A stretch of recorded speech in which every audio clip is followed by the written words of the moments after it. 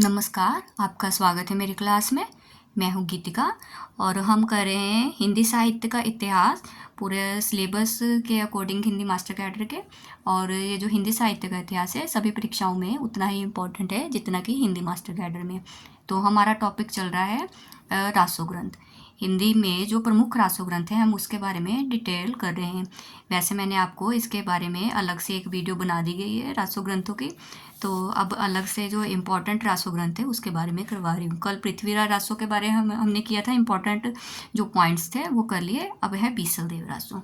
ठीक है, सबसे पहले लिखिए बीसल देव रासो के रचयिता कौन है। बीसल देव रासो ग्रंथ की रचना नरपति नालय के द्वारा की गई। किसके द्वारा? नरपति नालय। ठीक है, बीसल देव रासो के रचयिता कौन है? नरपति नालय। कब करी इन्होंने?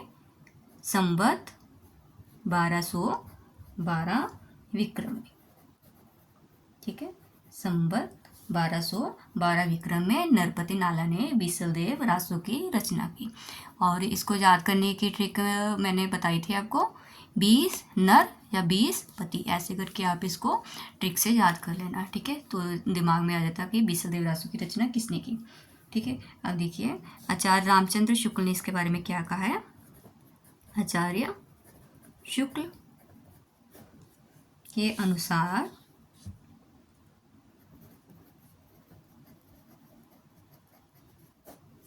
वीर गीत परंपरा का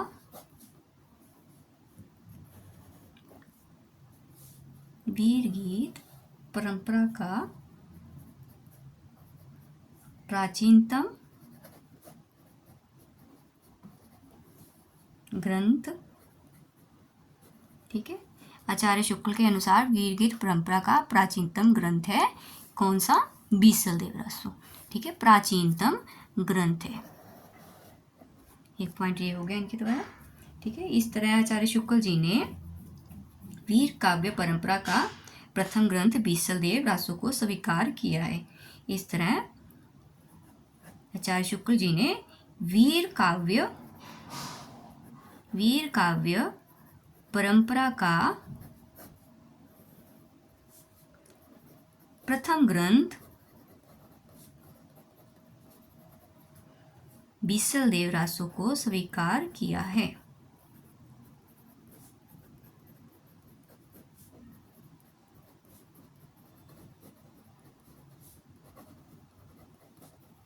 ठीक है, आचार्य शुक्ल ने क्या कहा है? वीर गीत परंपरा का ये प्राचीनतम ग्रंथ है। इस तरह उन्होंने वीर काव्य परंपरा का प्रथम ग्रंथ, ठीक है, वीर काव्य परंपरा का अगर प्रथम ग्रंथ पूछ लें तो कौन सा है? बीसल देव रासो। ठीक है, ये कल पृथ्वीराज रासो के बारे में किया था, बीसल देव रासो के बारे में, इसलिए यहाँ पे नंबर 2 डाल दिया मैंने। आगे देखिए, अब जहाँ पर बार बार आया है कि वीर गीत परंपरा, इससे क्या स्पष्ट होता है कि ये क्या है? इसका काव्य रूप क्या है? वीर गीत है। ठीक है, ये प्रबंध काव्य नहीं है। ठीक है, इसका काव्य रूप क्या है? ये एक वीर गीत है। ठीक है, काव्य रूप क्या है? वीर गीत। अब देखिए हिंदी में सर्वप्रथम,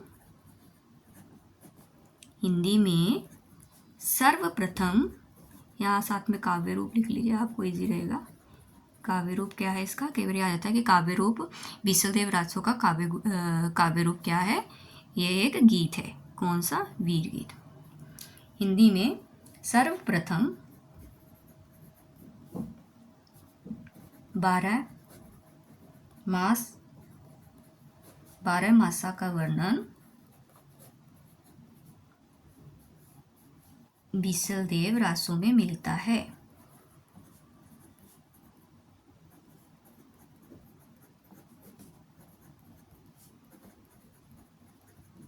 ठीक है, क्वेश्चन आ जाता है सर्वप्रथम 12 मासा का वर्णन कौन से ग्रंथ में मिलता है? बीसल देव रासो में सर्वप्रथम 12 मासा का वर्णन मिलता है। देखिए आचार्य शुक्ल ने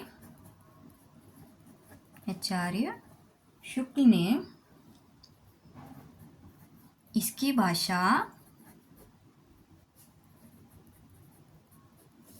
राजस्थानी मानी है। राजस्थानी मानी है, जिसका व्याकरण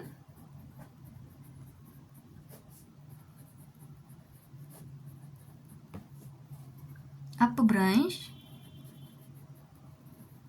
के अनुरूप है।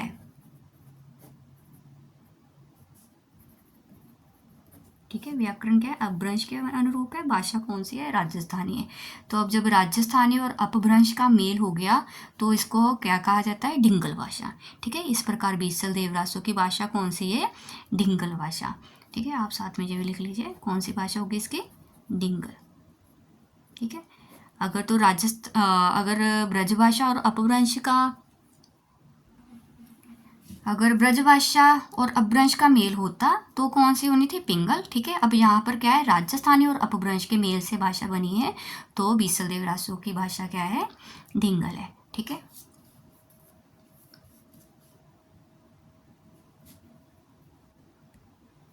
देखिए इसमें क्या है? इसमें 125 छंदों की रचना है। ये रचना क्या है? 125 छंदों की रचना है। ठीक है, ये रचना 125 छंदों की रचना है। ठीक है, छंद पूछ लेते हैं, कितने कितने छंदों की रचना है बीसल देवरासो? 125 छंदों की रचना है। देखिए, बीसल देवरासो में विरह की प्रधानता के कारण, ठीक है, इसमें क्या है? विरह की प्रधानता है,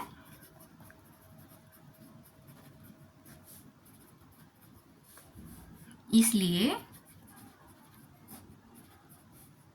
यह विरह की प्रधानता के कारण क्या है? श्रृंगार रस प्रधान रचना है। ठीक है, श्रृंगार रस प्रधान रचना है। ठीक है, वीरस प्रधान नहीं है, ये विरह की प्रधानता के कारण ये श्रृंगार रस प्रधान रचना है। ठीक है, श्रृंगार के आपको पता है 2 रूप है, संयोग और विरह। विरह की प्रधानता के कारण श्रृंगार रस प्रधान रचना है। देखिए, ये भी एक इम्पॉर्टेंट बात है इसके बारे में कि बीसल देव रासो को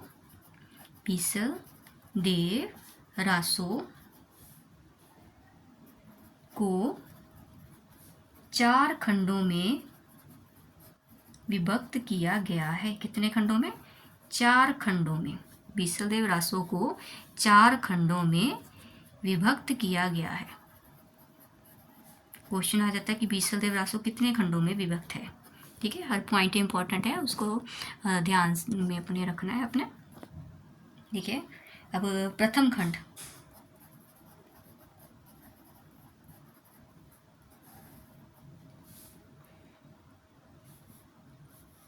प्रथम खंड में क्या है?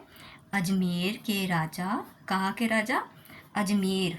ठीक है, ये भी ध्यान में, राजा पूछ लेते कि कहाँ के थे। अजमेर के राजा विग्रहराज चतुर्थ, अब राजा का नाम भी ध्यान रखना है, विग्रहराज चतुर्थ, और चतुर्थ भी ध्यान रखना है, कई बार पूछ ले चतुर्थ थे, द्वितीय थे, तृतीय थे। ठीक है, विग्रहराज चतुर्थ, जिनका नाम बीसल देव भी था, विग्रहराज चतुर्थ का परमार वंशी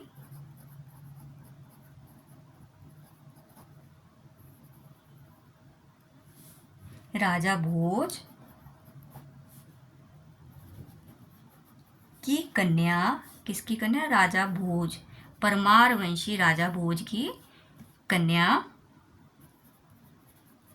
राजमती। मोस्ट इंपॉर्टेंट है राजमती, नाम ध्यान में रखना, बहुत बहुत बार पूछा गया है।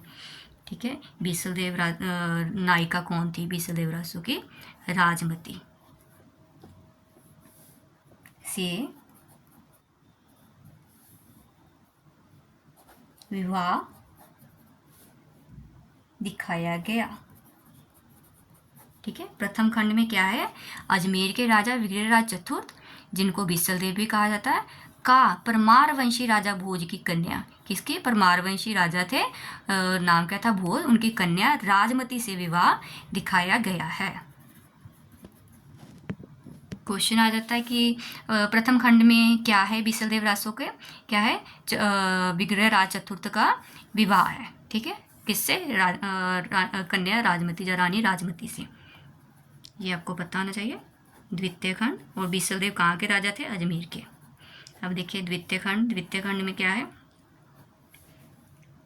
रानी के व्यंग्य के कारण राजा रुष्ट होकर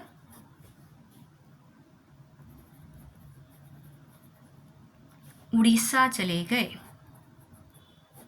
कहाँ चले गए, उड़ीसा चले गए। जब भी पूछ लिया जाता है कि कहाँ चले गए,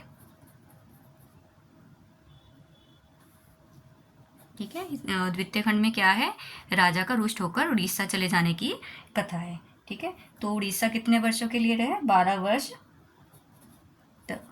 12 वर्ष उड़ीसा में ही रहे।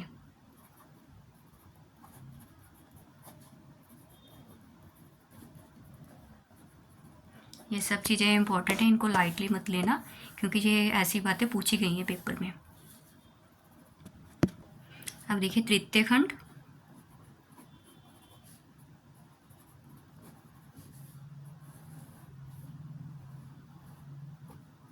तृतीय खंड में क्या है, रानी का विरह वृत्तांत दिया गया है, ठीक है। तृतीय खंड में क्या है, विरह वृत्तांत, राजा रुष्ट होकर उड़ीसा चले गए, तो उसके बाद रानी का विरह वृत्तांत दिया गया है।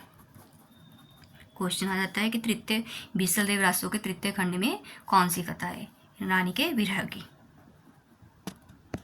आगे देखिए चतुर्थ खंड,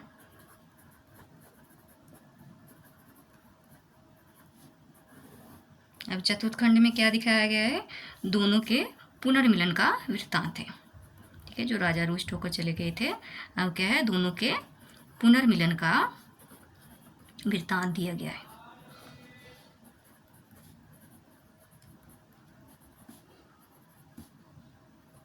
ठीक है, यह है बीसलदेव रासो के इम्पोर्टेंट पॉइंट्स, जो भी थे मैंने आपको लिखवा दिए, आप इनको अपनी कॉपी में नोटबुक में नोट कर सकते हैं। तो आज के लिए इतना ही। चैनल को लाइक और सब्सक्राइब जरूर करते रहें। आपका धन्यवाद।